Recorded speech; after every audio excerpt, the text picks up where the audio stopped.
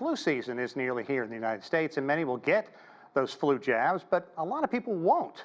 That's because millions in the United States have nowhere to go. Drugstore chains here have been closing their doors, creating what are being called pharmacy deserts. It's a problem which limits access to prescription drugs and can significantly affect people's health, especially in low-income and rural communities. Neighborhoods that are largely Black and Latino have fewer pharmacies per capita than those in mostly white areas. So why is this happening? Problems like sliding revenue and rising expenses are being blamed, as well as ongoing theft. Okay, let's take a closer look at the problem of pharmacy deserts. Let's bring in Kate Tulenko, the founder and CEO of Corvus Health. She joins us for more on this. Kate, always a pleasure. Thanks so much for coming in and chatting. Thank you. Okay, how are pharmacy deserts impacting access to health care in these underserved communities?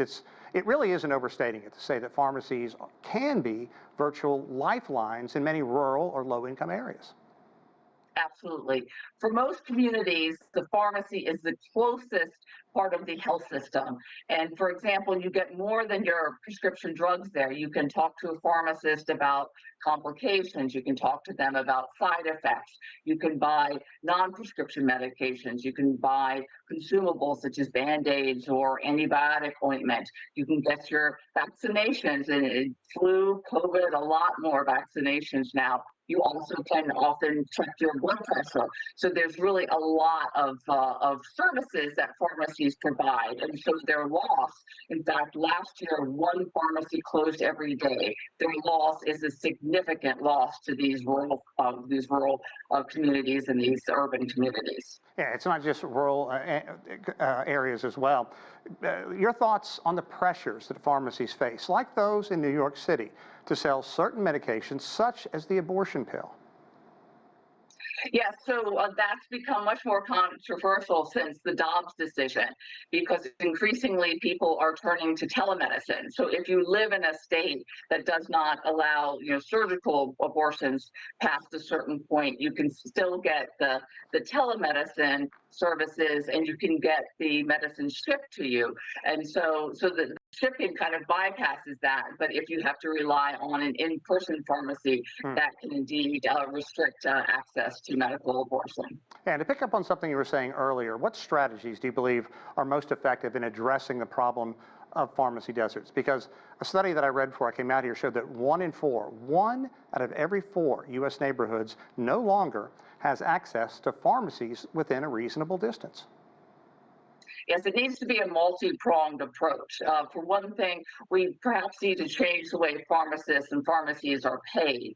For example, right now it's a percentage of the drug costs. So as drug costs are pushed down, and that's something that the Biden administration has been working on, it means reimbursements for pharmacies is lowering, and that's part of what's reducing their profit margin. Also, we're seeing pharmacy benefit managers step in as a third party that's now in between the insurance provider, the pharmaceutical manufacturer, and the pharmacist. And so they're sort of taking off some of the profits as well. Also, we have a shortage of pharmacists. In fact, we're producing fewer pharmacists than we were even just a few years ago. And this is in the setting of an aging of America, people requiring more prescriptions. We don't have mid-level providers in pharmacy. I think we do. It takes 8 years to become a pharmacist, and they only make about $120,000 a year compared to what physicians make who have the same amount of education but earn more. And also, we probably need to look at the challenge of the corporatization of pharmacists because we're seeing independent pharmacists close down. These are the pharmacies that are more likely to be in rural areas, more likely to be in ethnic non-white communities. Only 3% of pharmacists in the U.S. are African American compared to their portion of the population, which is 18%. Yeah, Kate, and as you mentioned, we are a population that's getting older. That's going to be more prescriptions needed. And I can't remember the last time I went into a pharmacy and saw the staff that wasn't working like their hair was on fire. So how are workforce challenges contributing to the rise of these deserts? And is there anything that can be done? You just went through a lot of the real problems. 8 years to get through school, you're gonna be saddled with debts, and then you don't make that much money compared to how much time you have to spend in school. Exactly, compared to the debt and the number of years that you can't work because you're in school. So I think a number of the fixes will include uh, providing more loans and scholarships to people so they can enter, creating pipelines for rural pharmacists, for example, making sure that people from rural areas can access pharmacy school because we know that they're more likely to work in rural areas. 75% of pharmacists say they do not feel they have enough time per prescription to dispense safely.